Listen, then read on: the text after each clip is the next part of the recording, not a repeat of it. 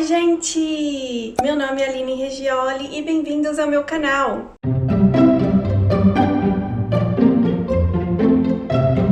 Hoje eu vou contar pra vocês como foi o meu ano de 2020. Foi um ano difícil, acho que pra todo mundo, né? Realmente 2020 foi um ano que teve muitas coisas que aconteceram na minha vida e que me abalaram emocionalmente.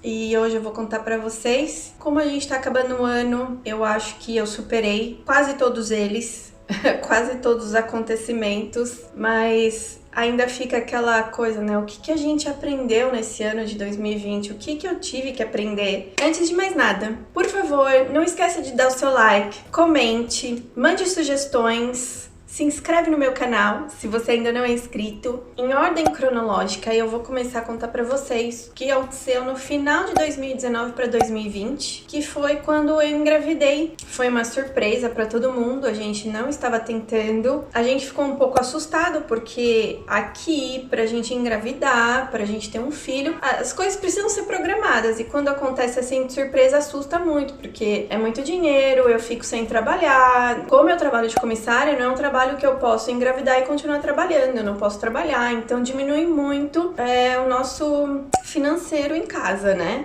De qualquer forma, a gente ficou muito feliz com a gravidez. Depois que passou o susto, até a gente já tava pensando em nomes e etc. Como eu não tive problema na gravidez, na minha primeira gravidez, eu nunca me passou pela cabeça que eu teria problema na segunda gravidez. Então eu tava super contente, porque nós não queríamos ter outro filho, nós estamos felizes só com o Tomás, nós não tínhamos planejado o segundo filho, mas eu fiquei feliz por ter a oportunidade de ter o segundo. Quem sabe era uma menininha, né? A gente passou o Natal super feliz. Depois do Natal eu tinha consulta com a médica ginecologista pra ver o coração do bebê, ver se tava tudo bem. Eu até fui fazer um intravaginal e o feto tava lá, tudo bonitinho. E depois eu ia escutar o coração do bebê, porque ainda era muito no início da gravidez. Quando eu descobri que eu tava grávida, eu já tava atrasada há um tempo e eu falei assim pra minha mãe tava aqui em Dubai e foi viajar comigo pra Alemanha e eu levei ela no Christmas Market. Até eu falei assim, mãe, acho que eu vou fazer o teste porque eu tô muito tempo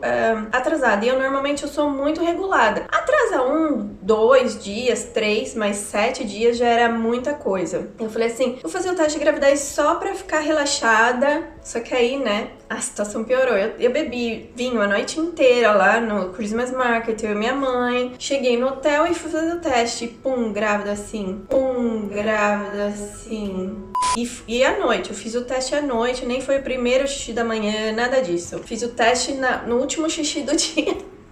E tava lá, grávida. Aí tive um choque. Eu nem sabia como contar isso pro meu marido. Mas depois que a gente passou o Natal, tirou fotos e eu, né, grávida. E a gente já tinha contado pro meu filho. Depois do Natal eu fiz o primeiro ultrassom e não tinha batimento cardíaco. E isso era dia 28 de dezembro, próximo do Ano Novo, e eu já fiquei super triste porque eu sabia que eu não tava errada. Eu sabia que alguma coisa estava errada, eu sou muito regulada, eu sabia que eu já tava com umas semanas de gravidez, 7 ou 8 semanas, que já dava pra escutar o coração do bebê. Então eu fiquei bem triste, foi meu aniversário dia 1º de janeiro, não foi um dia feliz pra mim. Eu passei esses dias bem tristes, com uma certa esperança, eu sabia, no fundo eu sabia, mulher sabe. Depois eu fiz um outro ultrassom. Depois eu avisei a Emirates que eu tava grávida, fui pra médica da Emirates, fiz um outro ultrassom e realmente não tinha batimento cardíaco e tive que marcar a curetagem. Então a médica não tinha uns dias logo disponíveis e ela me falou, se você sangrar antes desse dia, você corre pro hospital. E o que aconteceu é que eu sangrei alguns dias antes e já corri pro hospital, foi feita a curetagem. Gente, é louca, né? Quando você recebe anestesia, eu recebi anestesia, não sei se foi geral, mas eu acordei e perguntei pra médica qual era o sexo. Tipo, ainda era um feto, nem era um bebê ainda, né? Mas eu tava louca, assim. Enfim, a sorte é que minha mãe tava aqui, meu irmão veio pra cá logo depois do Ano Novo. Passamos uns dias felizes aqui com eles, me distraíram muito. Só que me demorou muito tempo pra eu voltar a ser feliz e alegre como eu era antes. Eu nunca achei que perder um bebê, um aborto, que a gente sabe que é muito comum,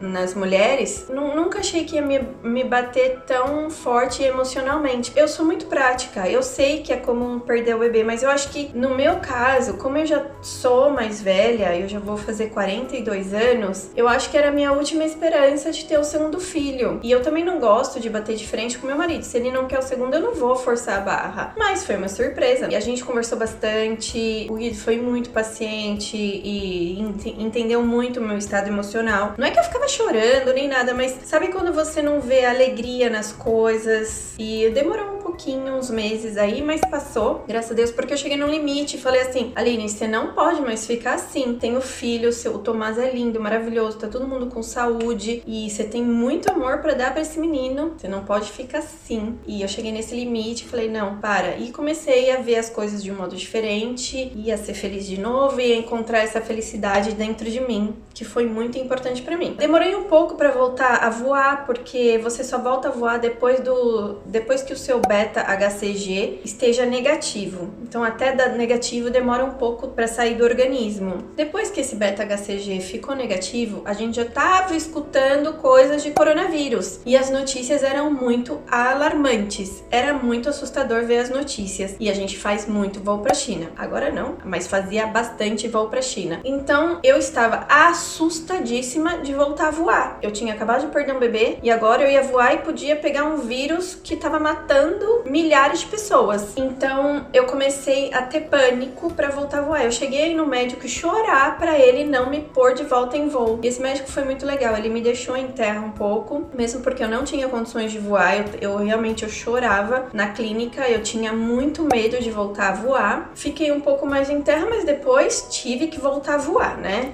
E eu voltei a voar, a gente não tinha proteção nem nada, porque naquela época ninguém sabia exatamente como lidar com esse vírus. Eu tive que voar daquele jeito. E ia pros voos com muito medo. Então eu voltei a voar em final de janeiro, começo de fevereiro, e março a Emirates parou de voar, né? Então eu voei aí um mês e meio nessa paranoia. E eu lembro que uma vez, saindo pra um voo, eu tava indo até ver uma amiga minha, eu ia encontrar ela em Manchester, porque ela mora lá em Liverpool. E nesse dia, eu lembro que eu saí de casa que eu não tava conseguindo respirar direito. Tamanho era a ansiedade que eu tava sentindo, de medo, de aflição de ir pra esse voo. Então eu tive que mentalizar, parar, respirar fundo e me acalmar. Eu consigo me acalmar quando esse tipo de coisa acontece. Até hoje eu consigo me acalmar. Então respirei, me acalmei. Tive que mudar de assunto, ver outras coisas no celular pra me distrair. Cheguei no Emirates, no briefing, conversando com as pessoas pra me distrair. Quando eu entrei no avião, que eu comecei a relaxar um pouco mais e eu tava trêmula. Eu até comentei com os meus colegas, porque tava todo mundo com medo na época, não era só eu, mas cada um reage de um jeito, né? Eu, para aquele voo, eu reagi dessa maneira. Foi uma experiência muito horrorosa, porque eu não gosto de me sentir sem controle das minhas emoções, né? E você perde o controle. Então eu tive que relaxar, respirar pra ir voar. Graças a Deus esse foi o único episódio, mas eu sempre tinha receio de ir pra voo nessa época. Em março, minha cachorrinha ficou doente. Dia 15 de março, meu último voo antes da Emirates e Dubai fechar, foi pra São Paulo. Então, antes do voo de São Paulo, eu levei ela no veterinário. A minha bebelzinha já tava com 12 anos, pegou uma infecção que eu não sei da onde. Ela ficou anêmica. A gente tentou tratar, mas nesse veterinário que eu fui aqui perto, eles não tratam coisas muito graves. E ela, depois de uma semana depois que eu voltei do voo de São Paulo, ela disse que era pra eu procurar um veterinário melhor pra poder tratar dela. Então, eu fui procurar esse veterinário, fui pra Dubai e esse veterinário internou a Bebel pra ver se os glóbulos vermelhos dela aumentavam. Ela ficou internada 5 dias, mas voltou pra casa pra passar o final de semana. Ai, gente, é muito difícil de eu falar sobre esse assunto da minha cachorrinha ainda. Esse eu acho que eu ainda não superei. Então ela voltou pra casa pra passar o final de semana, porque o médico falou os glóbulos vermelhos... Tava estável a anemia dela, não tinha piorado, mas não tinha melhorado. Então dava pra ela vir pra casa. E ela veio pra casa. Nesse dia que ela veio pra casa, à noite ela começou a convulsionar. E ela morreu ali, nos meus braços. E é muito difícil pra mim, porque se eu soubesse que ela ia falecer, eu preferia ter dado uma injeção nela pra ela dormir, assim como foi todos os meus cachorros. Mas ela sofreu. Eu vi nos olhinhos dela que ela tava assustada, mas eu tava ali com ela. Eu tentei acalmar ela, mas isso ainda me abala demais, de lembrar o sofrimento dela. O Dubai tava em lockdown, então eu não tinha como ir em nenhum lugar. Os veterinários 24 horas são muito longe, e o que aconteceu com ela foi super rápido. Quer dizer, o Guido fala que é rápido, pra mim foi uma eternidade, que eu fiquei desesperada em ver ela naquela situação. Depois eu tive que levar o corpinho dela pra um veterinário, então a gente saiu às 3 horas da manhã, tivemos que pegar permissão com a polícia pra sair de casa, pra levar o corpinho dela, e ela foi enterrada no deserto. E foi isso, esse acontecimento de março de 2020. A Bebel, eu trouxe ela em abril de 2016 aqui. O Tomasa nasceu em julho de 2015. Ela tava com a minha mãe esses 10 anos que eu estive aqui na Emirates, e minha mãe cuidava dela. E aí eu trouxe ela pra ficar comigo pra sempre aqui em Dubai, quando o Tomás nasceu, porque eu sabia que teria pessoas 24 horas por dia aqui. Eu não trazia ela antes porque eu não tinha condições de cuidar de cachorro, a gente tá sempre viajando. Mas depois que minha mãe veio pra cá, morar aqui, e o Tomás nasceu, eu trouxe ela pra ficar comigo. Só que eu não sabia que ela ia embora tão rápido. Mas ela foi muito feliz aqui, com o Tomás atazanando a vidinha dela, mas ela foi muito, muito feliz. Ela era a princesinha da casa, ela dormia na minha cama, ela fazia o que ela queria. No final nessa época, assim, esses meses antes, eu acho que ela já tava bem velhinha, porque ela já tava fazendo xixi em qualquer lugar. Ela tinha catarata já nos olhos, mas ela era sapequinha, sabe? Dorminhoca. Eu era apaixonada por ela. Enfim, depois de março que aconteceu isso, passou um tempo de luto pra mim também, né? A gente tava em lockdown, a gente não saía de casa pra nada.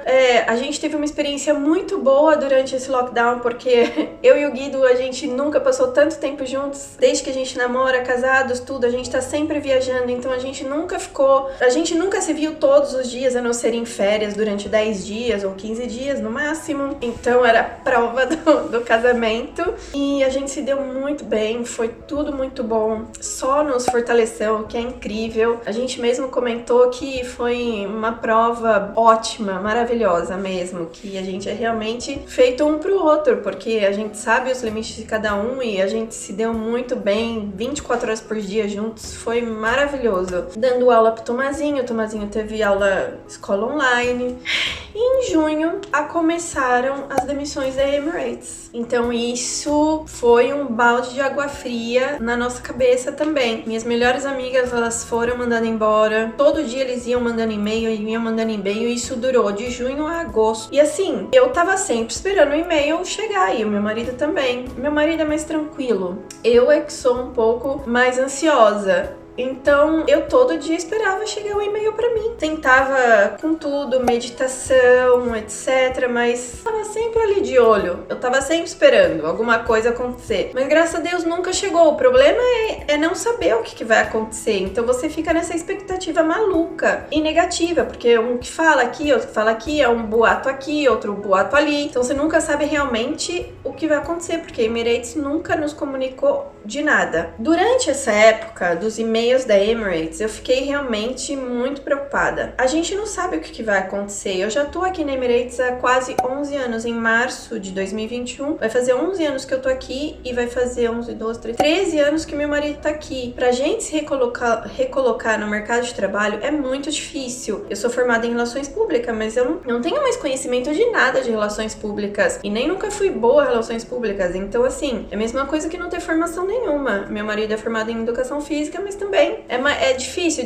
de se recolocar quando você tá afastado há tanto tempo. Então essa era a preocupação. A gente já tem mais de 40 anos. Então é muita coisa que passa pela sua cabeça. É o Tomás que tem escola, como que ele vai se adaptar em outro país, etc. Então, nessa época, eu comecei a ter pesadelos. Assim, pesadelos horrorosos. Eu sou um pouco sonâmbula, eu sou sonâmbula. Só que nessa época eu via vultos vindo em cima de mim. Eu acordava o Guido com um pontapé e chacoalhar desesperada, e ele também começou a ter noites horrorosas por causa disso. Eu cheguei a ver 2 olhos de fogo vindo na minha direção na cama, passando assim do lado. 2 olhos, eles tinham o formato de losango, assim, mais ou menos, de fogo. E assim, aquilo, eu não dormia bem, era desesperador, aqueles acontecimentos noturnos que estavam acontecendo comigo. Então, eu comecei a fazer uma reza dos 21 dias do Arcanjo Miguel, e isso melhorou muito, junto com a meditação meditação e a reza melhorou muito e eu parei de ter esses pesadelos. Então foi uma fase muito, mas muito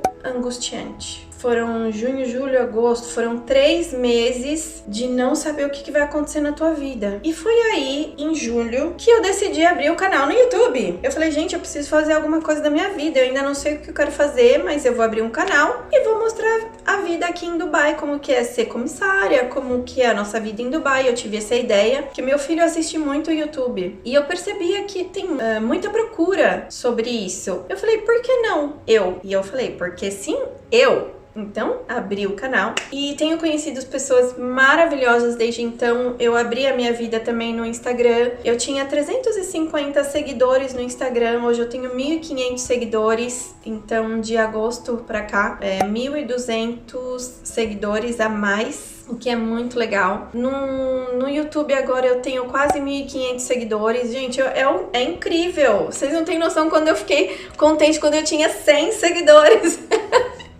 Eu achei, nossa, olha, 100! E agora eu já tô com 1.500, é incrível, é muito legal. Eu agradeço muito vocês por estarem me acompanhando, por me darem essa vontade de fazer os vídeos pra vocês. Então foi uma coisa muito positiva nesse ano de 2020 que eu abri o canal. Poder ajudar as pessoas com informações, com dicas, né, nessa área de aviação. Eu, na minha época, eu não tinha nenhuma informação. Vocês estão muito, muito, muito sortudos. Muita vantagem, vocês estão 10 mil passos à frente da gente que entrou há 10 anos atrás, porque eu não tinha informação nenhuma. Eu vim com a cara e com a coragem, ó, sem saber nada. Eu tinha uma amiga que morava aqui, mas as informações que vocês têm hoje é incrível. Elas são muito ricas e eu não tinha essas informações. Muito bom para vocês. Depois que eu abri o canal do YouTube, fui fazendo vídeos e percebi que tinha muita procura para informações sobre comissária e comecei a fazer vídeos relacionados a isso, mas eu gosto muito de fazer vídeos sobre Dubai, eu gosto muito de fazer vídeos sobre os lugares aqui, mas o que vocês gostam mesmo de assistir é de comissária, né? Mas eu gosto também de fazer vídeos sobre os lugares, então vocês têm que me ajudar também. Não é só pra vocês, é pra mim também, né?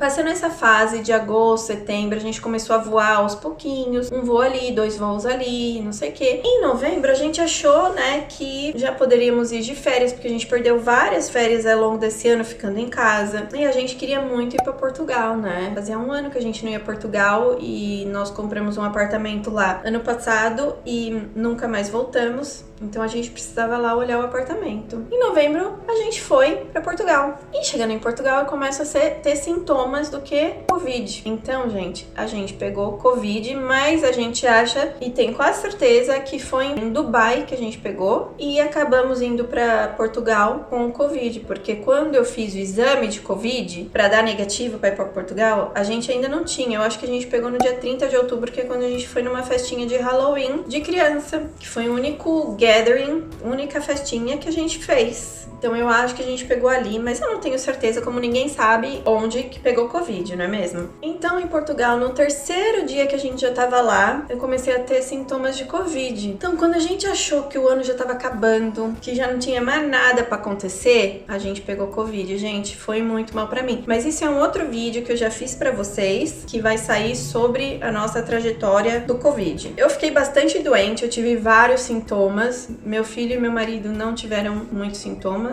Meu filho, Tomás, nada. Então, quando você acha que já não tem mais nada pra acontecer, Covid. E assim, eu fiquei muito assustada quando eu peguei o Covid. Eu falei assim, gente, eu vou morrer, eu sou asmática. Então eu vou morrer, vou ser entubada. Talvez eu saia viva porque eu sou nova, mas a gente não sabe. Esse vírus é muito imprevisível. Então eu fiquei com muito, muito medo. E é isso. O nosso ano foi cheio de acontecimentos, alguns positivos, outros bem negativos. Eu percebi que meu cabelo começou a cair demais em julho e agosto. Meu cabelo tava caindo demais. E não é por causa do aborto, não foi. Eu tenho certeza que foi emocional. Eu perdi muito cabelo, muito cabelo. Eu tô com falhas enormes assim na lateral da cabeça. Não sei se dá pra ver aqui. falhas muito grandes, mas tô tomando vitamina, tô cuidando da minha pele também, que acabou também entrando no baile.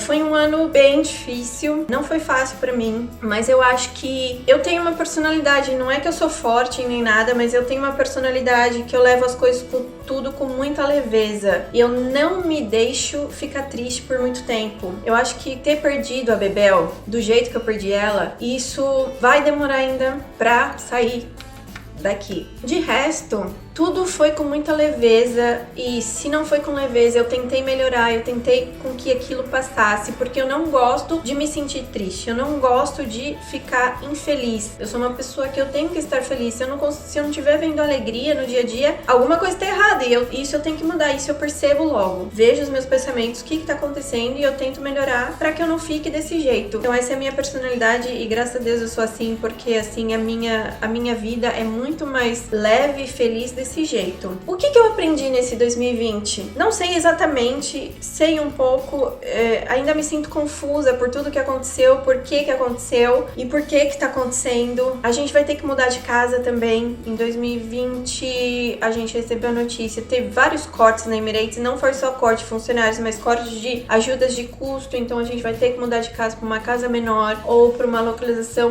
pior, que a localização que eu moro é maravilhosa, então talvez eu não consiga ficar aqui, porque aqui as coisas são um pouco mais caras. Por quê? Por que isso tá acontecendo? Por que a gente vai ter que sair do nosso conforto e ir pra uma outra casa? Por que eu perdi um bebê? Por que tanta gente foi mandada embora? Por que as coisas estão tão difíceis esse ano, né? Eu sei que é tudo por causa de um vírus, mas por que isso tudo tá acontecendo? A gente não sabe, eu também não sei. Eu sei que a gente tá aprendendo, porque eu acho que a gente aprende a ser forte. Inconscientemente, você aprende a lidar com as situações mais bizarras e que não tem como fugir. E é isso que eu sempre tento, levar as situações com leveza e alegria. Nem sempre dá pra ser alegre, né? A ver quando eu tô triste, eu percebo quando eu tô feliz, eu percebo quando eu tô triste. E quando eu tô triste, eu tento... Por que eu tô triste? Por que isso tá acontecendo? Só que eu tento sair dessa tristeza o mais rápido possível. Não é que eu não vou sentir essa tristeza, eu vou sentir. Eu sinto, e a morte da minha cachorrinha eu ainda sinto essa tristeza, como vocês perceberam. Só que eu não gosto de ficar nessa tristeza, porque isso me faz mal. Eu não gosto disso, então eu tento o mais rápido possível sair dessa energia. Então eu aprendi muito a ter esse controle emocional, que eu nem sei se eu controlo ou não, eu acho que eu controlo, eu acho que eu consigo me controlar, mas ainda são muitos aprendizados que eu não sei. E não sei porquê, esse ano de 2020 não foi fácil. Gente, eu espero que vocês tenham um ótimo Natal, Feliz Natal, um próspero Ano Novo. Eu espero que esteja tudo bem na família de vocês, que seu ano tenha sido pelo menos ok, bom, não tão triste. E se foi triste, eu espero que vocês já estejam bem, porque o importante é ser feliz, não é mesmo? Um beijo grande, abençoado na família de vocês e até semana que vem. Tchau!